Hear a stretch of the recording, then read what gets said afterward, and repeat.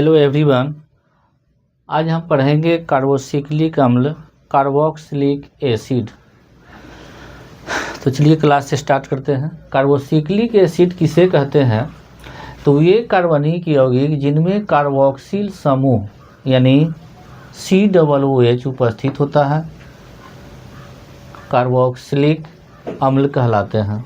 इसका सामान्य सूत्र जो होता है वह CnH2n+1 COOH होता है। CnH2n+1 को हम एल्कील का सामान्य सूत्र कहते हैं और एल्कील के सामान्य सूत्र को हम R से सूचित करते हैं। तो इसको हम CnH2n+1 के बदला में हम R लिख सकते हैं और ये कार्बोक्सिलिक एसिड का फंक्शनल ग्रुप COOH होता है। इसको ज्यों कहते हैं वैसे लिख सकते हैं। तो इस प्रकार से हम कार्बोक्सिलिक एसिड का सामान्य सूत्र को हम इस प्रकार से भी दर्शा सकते हैं। R सिंगल बॉन्ड COOH भी दर्शा सकते हैं, जहाँ बताता है कि यहाँ जहाँ n बराबर 0, 1, 2, 3, 4, 5, 6 होता है। 0 का मतलब होता है यहाँ n का मतलब 0, 1, 2, 3, 4 का मतलब होता है कि इसमें कार्बन परमाणुओं की संख्या जो है वह 0 से शुरू होता है, यानी इसकी गिनती 0 से होता है। इसको अगर हम पढ़ना चाहें तो 0 को हम मैथ पढ़ेंगे क्योंकि काउंटिंग 0 से है। तो 0 को मैथ, यानी मैथ का मतलब उसमें फंक्शनल ग्रुप को छोड़ करके एक्स्ट्रा कोई कार्बन नहीं होगा, उसमें कार्बन 0 होगा। यानी मैथ का मतलब एक कार्बन होता है। तो फंक्शनल ग्रुप में इसमें COOH में एक कार्बन है ये है, तो इसमें एल्कील ग्रुप में जो कार्बन होगा उसमें कार्बन अनुपस्थित होगा। हाइड्रोजन है लेकिन कार्बन अनुपस्थित होगा। तो यहाँ पर n बराबर 0, 1, 2, 3, 4 है, तो इसको 0 को हम मैथ पढ़ेंगे, 1 को एथ, 2 को प्रोप और 3 को ब्यूट, 4 को पेंट और 5 को हेक्स, 6 को हेप्ट। इस प्रकार से हम पढ़ेंगे। कहने का मतलब कि अगर हेक्स पूछा जाता है तो हमको एक कॉम नंबर बोलना है, यानी जहाँ जहाँ सामान्य सूत्र में n होगा वहाँ पर एक कॉम करके लिखना है। जैसे हेक्स कहा तो हेक्स का मतलब यहाँ पर 6 होता है, लेकिन यहाँ पर हम 6 नहीं लिख करके हम क्या लिखेंगे, 5 लिखेंगे। क्यों? क्योंकि काउंटिंग हमको यहाँ शुरू कितना है, 0 से शुरू होता है। दूसरी बात कि हेक्स का मतलब 6 हुआ, लेकिन 6 कार्बन परमाणु संख्या हुआ, लेकिन 6 कार्बन परमाणु संख्या में एक कार्बन परमाणु तो हमारे फंक्शनल ग्रुप में ही है, यानी कार्बन COOH में ही है। तो 6 में से एक घट जाएगा तो 5 बचेगा, इसीलिए n की जगह 5 लिखा जाएगा। चलिए, तो R का मतलब यहाँ होता है एल्काइल समूह या हाइड्रोजन परमाणु होता है। इसकी संरचना कैसे होता है, यानी कार्बोक्सिलिक अम्ल का जो संरचना होता है, कार्बोक्सिलिक एसिड का जो स्ट्रक्चर बनता है, कैसे बना है? तो कहा है कि इसमें एक कार्बोनिल समूह होता है और एक हाइड्रोक्सिल समूह भी होता है। और एक कार्बोनिल का मतलब एक CO और हाइड्रोक्सिल का मतलब OH, ये दोनों मिल करके क्या बना, कार्बोक्सिलिक एसिड बना है, यानी CO और OH। तो CO को हम क्या कहते हैं, CO को हम कार्बोनिल समूह कहते हैं और OH को हाइड्रोक्सिल समूह कहते हैं, यानी CO और OH मिल करके COOH बन गया। अब इसकी प्रकृति बताता है कि कार्बोक्सिलिक अम्ल का प्रकृति क्या है। तो इसकी प्रकृति है, इसका नेचर है कि यह पानी में आंशिक रूप से घुलते हैं और ये दुर्बल अम्ल कहलाते हैं, यानी वीक एसिड होते हैं। यह वीक एसिड होता है। इसका क्रियाशील समूह जो होता है, यानी कार्बोक्सिलिक अम्ल का क्रियाशील समूह या क्रियात्मक समूह या प्रकार्यात्मक समूह या फंक्शनल ग्रुप जो होता है वह सिंगल बॉन्ड COOH होता है। इसको कभी कभी संरचना में भी बताता है, तो उसको हम बताएंगे आगे। अब कार्बोक्सिलिक अम्ल का IUPAC नामकरण कैसे किया जाता है, तो कहता है कि इसका नामकरण जो किया जाता है IUPAC में, इसका जो नाम लिखा जाता है तो एल्केन में ओइक एसिड जोड़ करके इसका नामकरण किया जाता है। अब एल्केन जो लिखते हैं हम, क्या लिखते हैं, ALKANE, तो NE में से E को हटा देते हैं, E को हटा देते हैं और ओइक एसिड जोड़ करके इसको हम बोलते हैं, यानी एल्के नोइक हो जाएगा। इस प्रकार से अगर हम E को हटा देते हैं, एल्केन में से E को हटाते हैं तो हमको क्या बनता है, यानी बन जाता है हमको ALKN, इसमें ओइक एसिड जोड़ेंगे NOIC, एसिड जोड़ देंगे, इसमें एसिड हो गया तो एल्केनोइक एसिड हो जाएगा। ये एल्केनोइक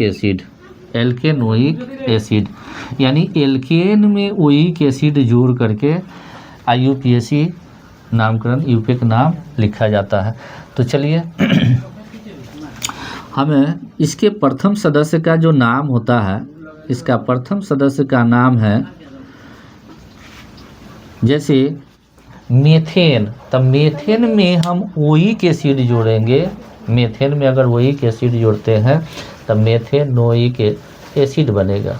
मेथेन में ओइक एसिड जोड़ेंगे तब मेथेनोइक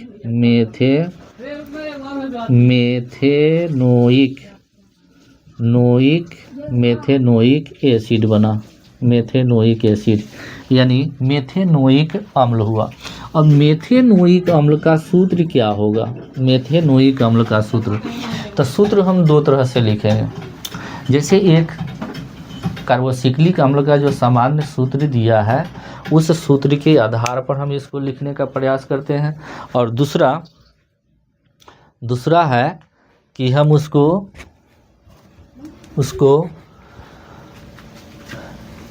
कार्बन के संख्या के आधार पर भी लिखने का प्रयास करते हैं, कार्बन संख्या के आधार पर लिखने का प्रयास करते हैं। तो चलिए बारी बारी से जानते हैं।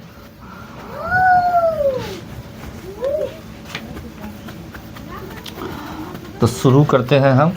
जैसे मेथेनोइक कहा, तो मेथेनोइक बोलने से पता चलता है कि इसमें मेथ का मतलब एक कार्बन परमाणु होता है, मेथ का मतलब एक कार्बन परमाणु है, और एक कार्बन परमाणु जब है तो हम देख रहे हैं कि कार्बोक्सिलिक अम्ल में, कार्बोक्सिलिक एसिड में के फंक्शनल ग्रुप में एक कार्बन मौजूद है। तो इसका मतलब अब डबल कार्बन नहीं होगा, है कि नहीं। तो इस पर हम थोड़ा चर्चा करेंगे कि नहीं होगा, कैसे नहीं होगा, क्यों नहीं होगा। तो देखिए, पहले हम बात करेंगे सामान्य सूत्र के आधार पर, सामान्य सूत्र के आधार पर। जैसे कार्बोक्सिलिक अम्ल का सामान्य सूत्र दिया गया तो CnH2n+1 और COOH। इसी को दूसरे शब्दों में कहा कि ये आपको एल्किल समूह है, तो यानी RCOOH यानी RC।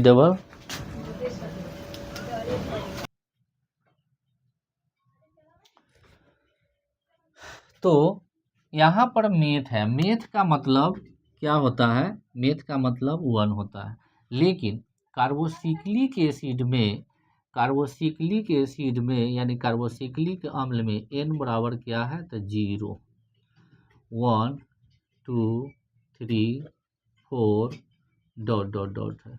यानी कहने का मतलब यहाँ इसमें मेथ का मतलब 0 होगा, तो जहाँ जहाँ n होगा वहाँ वहाँ 0 लिखेंगे, यानी CN है तो यहाँ 0 हो जाएगा, और H2 × 0+1 और COOH हो जाएगा।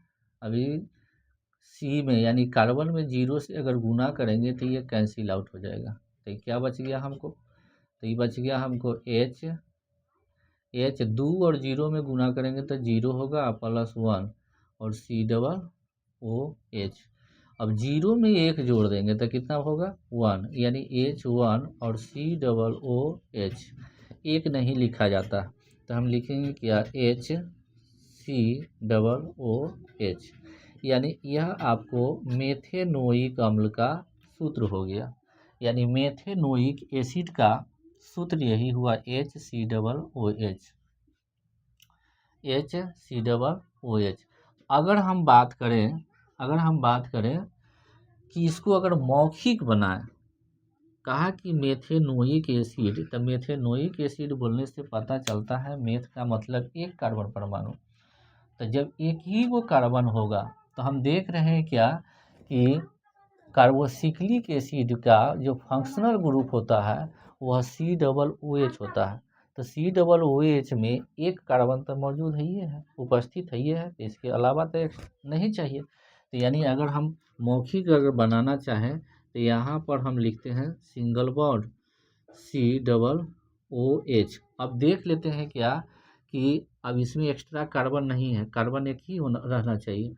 तो कार्बन एक है, एक कार्बन है। अब देख लेते हैं कि कार्बन जो है 4 बॉन्ड पूरा करता है कि नहीं। तो ये कार्बन सिंगल बॉन्ड C और ऑक्सीजन डबल बॉन्ड बना के ऊपर चला जाएगा, एक ऑक्सीजन इधर आ जाएगा और ये हाइड्रोजन सिंगल बॉन्ड बना लेगा। तो हम देख रहे हैं क्या कि कार्बन जो है से 4 बॉन्ड बनाता है लेकिन यह अपूर्ण है, तो यहाँ पर H लग जाएगा। यानी एल्कील ग्रुप में COOH जोड़ देने से कार्बोक्सिलिक अम्ल बनता है। अब यहाँ पर शून्य का मतलब हो गया कि इसमें एल्कील ग्रुप में कार्बन शून्य है, नहीं है। इसके प्रथम सदस्य जो हुआ उसमें कार्बन 0 है, हाइड्रोजन है, हाइड्रोजन परमाणु है लेकिन कार्बन 0 है। यानी अगर हम बात करें तो इसको जो हुआ, इसको अगर इस रूप में अगर दिखाना चाहें तो ये क्या हो जाएगा, ER हो जाएगा और ये आपको क्या हो गया COOH हो गया, इस COOH हो गया। तो इस प्रकार से हम देख रहे हैं कि इसका सूत्र क्या बनाता है, H दिख रहा है, फिर COOH। तो इस प्रकार से भी हम बना सकते हैं। तो इसका सूत्र क्या लिखा जाएगा, मेथेनोइक एसिड का सूत्र हो जाएगा HCOOH। ये मेथेनोइक एसिड का सूत्र हुआ। अब इसका सामान्य नाम हम बाद में चर्चा करेंगे। अब जैसे मान लेते हैं कि बात करते हैं मेथेनोइक के बाद एथेनोइक अम्ल, एथेनोइक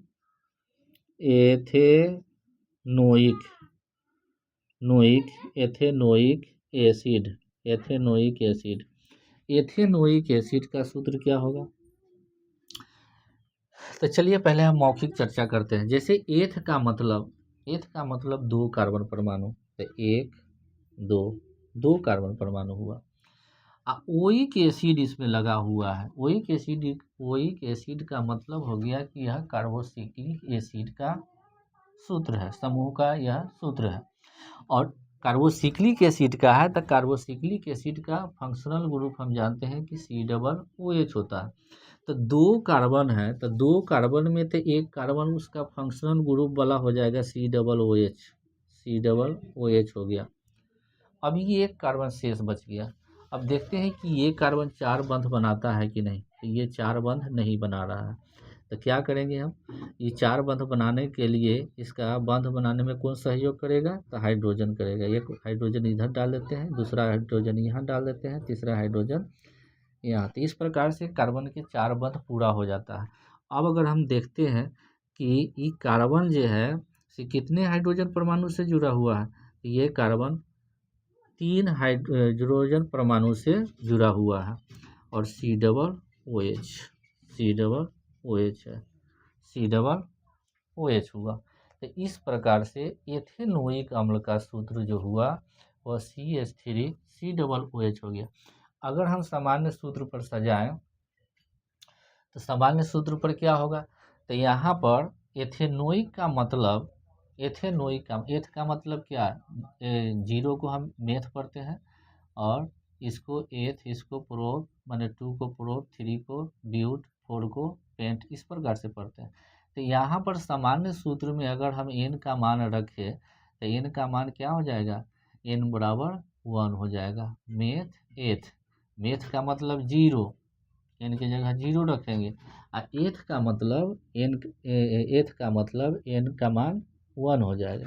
तो अगर हम इस प्रकार से भी अगर रखते हैं तो क्या बनेगा, चलिए इसको थोड़ा मिटाते हैं। ये बन जाएगा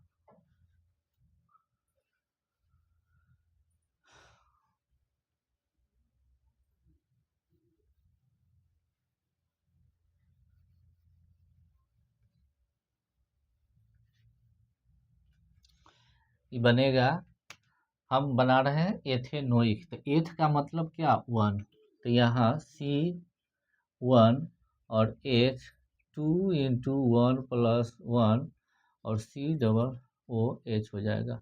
अभी C1 हो जाएगा और ये H कितना हो जाएगा, तो 2 इकाई 2 में 1 जोड़ दिए तो 3 और COOH हो जाएगा। यानी 1 साइलेंट रहता है तो ये 1 नहीं लिखेंगे तो CH3 हो जाएगा और COOH। इस प्रकार से भी हम सामान्य सूत्र के आधार पर भी अगर लिखते हैं तो एथेनोइक एसिड का सूत्र ये हो गया। अगर ऐसे भी अगर हम कार्बन संख्या के आधार पर भी अगर हम इसको सजा करके लिखते हैं तो ऐसे भी आपको जो अच्छा लगे उसके आधार पर आप इसके सूत्र को लिख सकते हैं। तो एथेनोइक एसिड का सूत्र क्या हो गया, तो CH3COOH हो गया। अब हम बात करेंगे प्रोपेनोइक अम्ल, propanoic propanoic propanoic acid, propanoic acid, propanoic acid, prop बोलने से पता चल गया कि 3 कार्बन है, कार्बन परमाणुओं की संख्या 3 है। तो 3 कार्बन परमाणुओं की संख्या है तो फिर हमको ध्यान रखना है कि कार्बोक्सिलिक अम्ल में 1 कार्बन है तो एक्स्ट्रा हमको कितना चाहिए, 2। तो यानी अगर सामान्य सूत्र के आधार पर अगर हम लिखेंगे बनाएंगे तो n के जगह पर क्या लिखना पड़ेगा, हमको 2 लिखना पड़ेगा। अगर 2 लिखते हैं, 2 लिखेंगे तो ये क्या बन जाएगा, यानी C2H2 × 2 + 1 इस प्रकार से बन जाएगा। और ऐसे भी अगर हम समझे कि प्रोप का मतलब n बराबर क्या दिया था, इसको हम मेथ पढ़ते हैं एथ और इसको प्रोप, प्रोप का मतलब इसमें 2 होता है, n बराबर 2 हो गया। तो इस प्रकार से हम क्या लिखेंगे, जैसे मान लिया कि हम लिख रहे हैं कि इसका CN सामान्य सूत्र CnH2n + 1 और COOH हुआ और n का मान क्या हो गया था, मेथ एथ प्रोप, प्रोप का मान 2 यानी C2H2 × 2 + 1 और COOH। तो इस हो जाएगा कितना, C2 और 2 दूना 4 1 5 और COOH हो गया। अब हम बात कर लेते हैं, ये आपको हो गया क्या, प्रोपेनोइक एसिड का सूत्र। अगर हम बात करें कि इसको ऐसे ही अगर हम बनाना शुरू करें कि प्रोप का मतलब तो 3 कार्बन परमाणु हुआ और 3 कार्बन परमाणु हुआ तो प्रोपेनोइक है, प्रोपेनोइक का मतलब कार्बोक्सिलिक अम्ल के सदस्य है। तो इसमें कार्बोक्सिलिक अम्ल के अंत में ओइक एसिड लगा रहता है और ओइक एसिड लगा रहता है, इसका फंक्शनल ग्रुप क्या होता है, तो COOH होता है, COOH होता है। प्रोप का मतलब कितना टोटल कार्बन चाहिए, 3 कार्बन में हमको 1 कार्बन है तो हमको बच गया 2 कार्बन, 1 2, इस प्रकार से 3 कार्बन हो गया। अब देख रहे हैं ये दोनों कार्बन 4 बंध बनाएगा। तो चलिए अब इसको बंध पूरा करते हैं, इधर H डाल देते हैं, इधर भी H डालते हैं, यहाँ भी H डालते हैं। अभी 2 बंध बना रहा है तो ऊपर में 1 H डाल दिया, नीचे में 1 H डाल दिया। अब देख रहे हैं क्या कि ई कार्बन परमाणु 3 हाइड्रोजन परमाणु से जुड़ा हुआ है, यानी CH3 और ये हो जाएगा CH2 और ये COOH हो जाएगा। अब यहाँ देख रहे हैं फंक्शनल ग्रुप को छोड़ करके देखेंगे कितना कार्बन परमाणु है। तो इसमें देख रहे हैं कि एक कार्बन यहाँ है, एक यहाँ है, तो 2। तो C2 हाइड्रोजन कितना है, तो 3 और 2 5 हो गया, और ये COOH। तो इस प्रकार से हम देख रहे हैं कि प्रोपेनोइक अम्ल का सूत्र क्या होता है, तो यही होता है, दोनों सेम है। चाहे आप सामान्य सूत्र के आधार पर सजा के बनाइए या ऐसे बनाइए।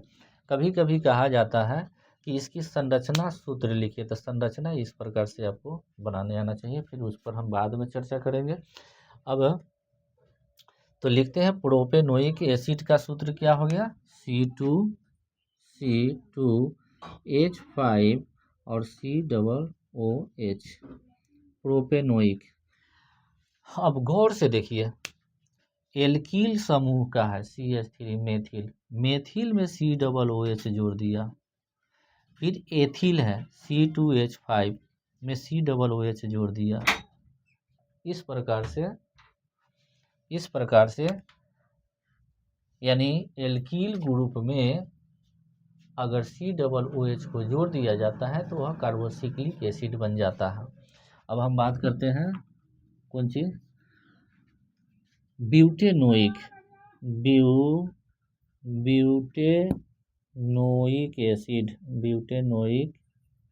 एसिड।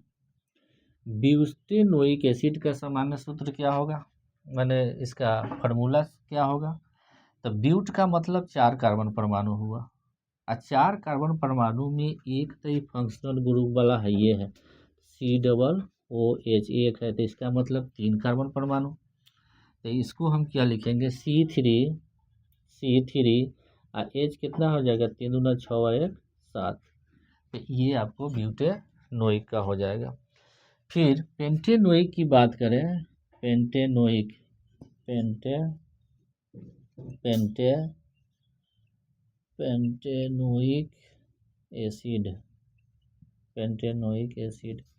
तो पेंटेनोइक एसिड, पेंट का मतलब हो गया 5 कार्बन परमाणु।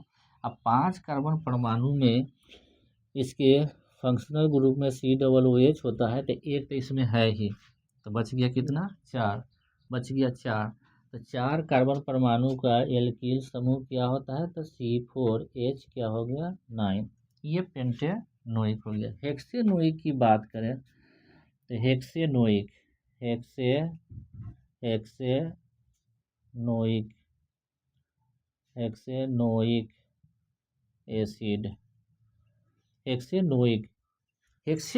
हेक्स का मतलब 6 कार्बन परमाणु, तो 6 कार्बन परमाणु में कार्बोक्सिलिक एसिड के फंक्शनल ग्रुप में एक कार्बन परमाणु है, यानी 5 चाहिए COOH, और 5 कार्बन परमाणु का एल्कील समूह क्या होता है, तो C5 और H कितना हो जाएगा 11। अब इसी प्रकार से अगर हम बात करें क्या हेप्टेनोइक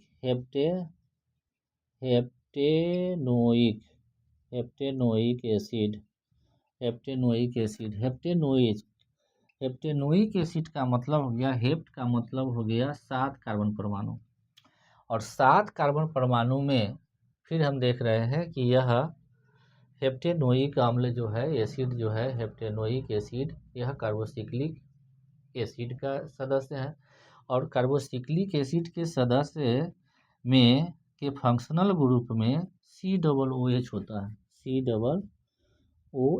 तो एक कार्बन तो इसमें है, और हेप्ट का मतलब टोटल कार्बन परमाणु कितना होना चाहिए 7, तो 7 कार्बन परमाणु में एक यहाँ है, तो 6 कार्बन परमाणु चाहिए, तो 6 कार्बन परमाणु का एल्कील समूह क्या होगा, तो ये हो जाएगा C6 और H कितना हो जाएगा 13।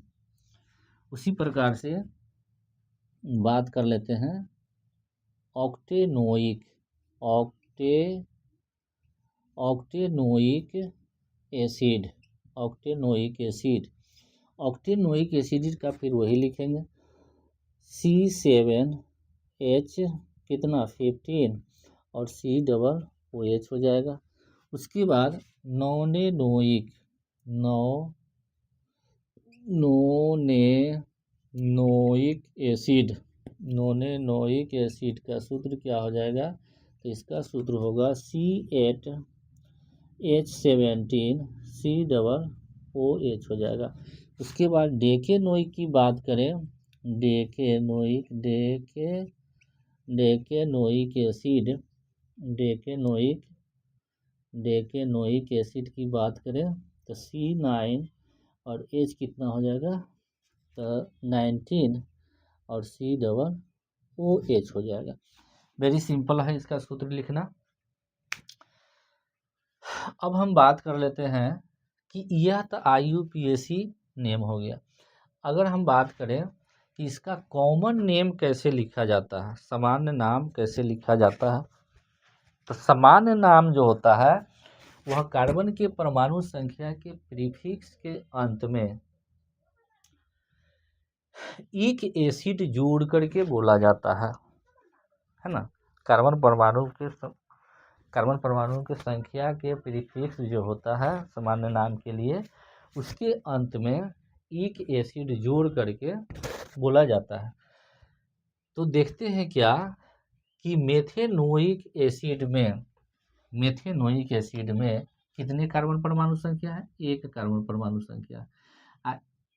सामान्य नाम के लिए कार्बन परमाणु की संख्या, उनके प्रीफिक्स हम पढ़ चुके हैं कि एक कार्बन के लिए क्या बोलते हैं हम? एक कार्बन के लिए, सामान्य नाम के लिए एक कार्बन को हम बोलते हैं क्या? फॉर्म बोलते हैं। तो फॉर्म है तो फॉर्म में एक एसिड जोड़ देंगे तो क्या हो जाएगा?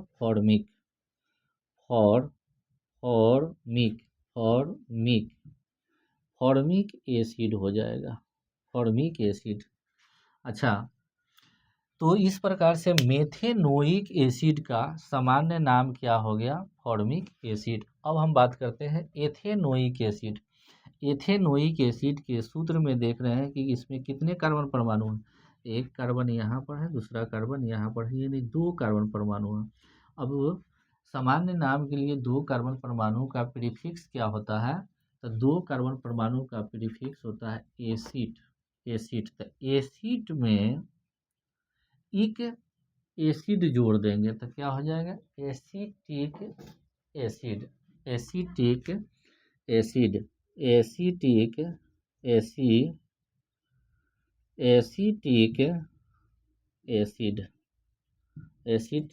एसिड इसी प्रकार से प्रोपेनोइक एसिड। तो प्रोपेनोइक एसिड का सूत्र क्या होता है? तो C2H5COOH। अब इसमें हम देख रहे हैं कि कार्बन परमाणु की संख्या कितना है? तो C2 यहाँ पर है, एक C यहाँ पर है, यानी 3 कार्बन परमाणु है। अब 3 कार्बन परमाणु को हम क्या कहते हैं? सामान्य नाम के लिए 3 कार्बन परमाणु को हम प्रोपियन कहते हैं, प्रोपियन। अब प्रोपियन में एक एसिड जोड़ेंगे तो प्रोपियोनोइक एसिड हो जाएगा। प्रोपियोनोइक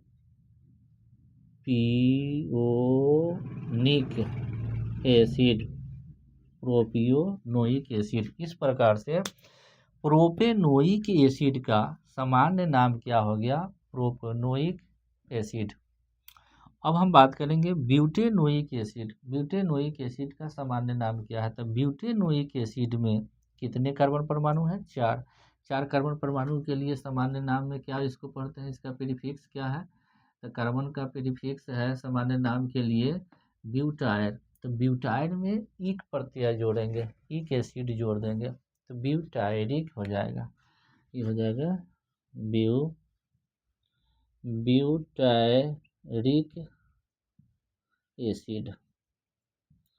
ब्यूटायरिक एसिड। अब हम बात करेंगे पेंटेनोइक एसिड। पेंटेनोइक का मतलब हो गया 5 कार्बन परमाणु।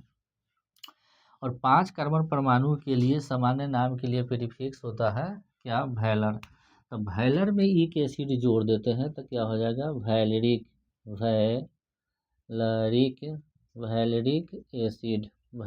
एसिड। अब हम बात करेंगे हेक्सेनोइक एसिड के लिए। तो हेक्सेनोइक एसिड में 6 कार्बन परमाणु हैं और 6 कार्बन परमाणु के लिए 6 कार्बन परमाणु संख्या के लिए सामान्य नाम में उसका प्रीफिक्स होता है कितना, तो कैप्रो। तो इसका कैप्रिक हम लिख सकते हैं, caproic acid, cap cap caproic acid, caproic acid. इसी प्रकार से हम हेप्टेनोइक एसिड का सामान्य नाम क्या होगा, तो हेप्टेनोइक एसिड में फिर इसमें 7 कार्बन परमाणु है और 7 कार्बन परमाणु को हम क्या बोलते हैं, सामान्य नाम का प्रीफिक्स क्या है, कार्बन का C7 के लिए सामान्य नाम के लिए कार्बन का परमाणु संख्या C7 अगर है तो उसको हम बोलते हैं एनांथ। एनांथ में एक जोड़ देंगे एसिड, तब क्या हो जाएगा, ये एनांथिक एसिड। उसके बाद ये हो जाएगा एनांथिक एसिड। उसके बाद हम बात करते हैं ऑक्टेनोइक एसिड। ऑक्टेनोइक एसिड में 8 कार्बन परमाणु हैं और 8 कार्बन परमाणु के 8 कार्बन परमाणु है, तो 8 कार्बन को हम क्या पढ़ते हैं, सामान्य नाम के लिए क्या पढ़ते हैं, तो 8 कार्बन परमाणु है, तो 8 कार्बन परमाणु का सामान्य नाम जो होता है वह कैप्रिल होता है, कैप्रिल। अब कैप्रिल में एक एसिड जोड़ देंगे, कैप्रिलिक एसिड हो जाएगा, कैप्रिलिक एसिड,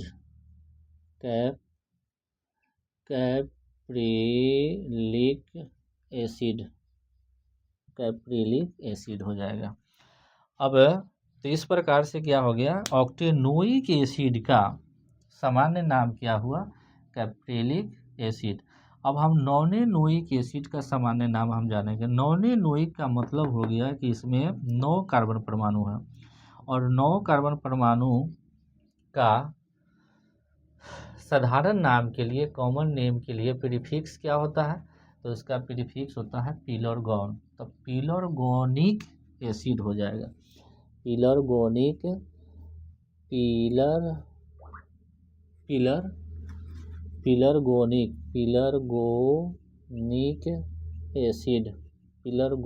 एसिड हो जाएगा। अब अंतिम बात करेंगे हम जैसे डेकेनोइक एसिड का। तो डेकेनोइक एसिड में कितने कार्बन परमाणु संख्या है, तो 10 है और 10 कार्बन परमाणु संख्या के लिए प्रीफिक्स क्या होता है, कॉमन नेम के लिए प्रीफिक्स 10 कार्बन परमाणु संख्या का प्रीफिक्स क्या होता है, तो वह कैप्र होता है, कैप्र। यानी कॉमन नेम के लिए 10 कार्बन परमाणु है तो उसको हम कैप्र बोलते हैं। कैप्र में एक एसिड जोड़ देंगे तो कैप्रिक हो जाएगा, कैप्रिक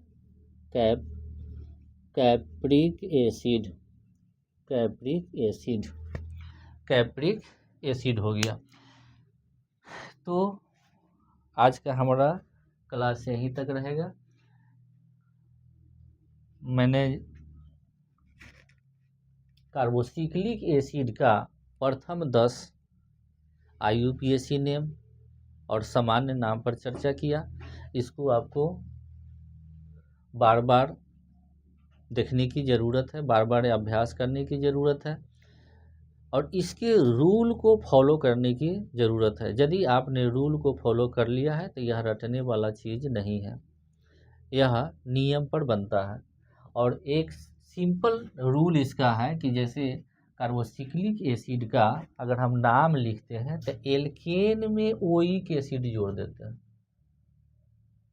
तो एल्केनोइक एसिड बन गया, एल्केनोइक एसिड। जैसे मेथेन में ओइक जोड़ेंगे तब मेथेनोइक, एथेन में ओइक जोड़ेंगे तो एथेनोइक, प्रोपेन में ओइक जोड़ेंगे एसिड तो क्या हो गया, प्रोपेनोइक एसिड।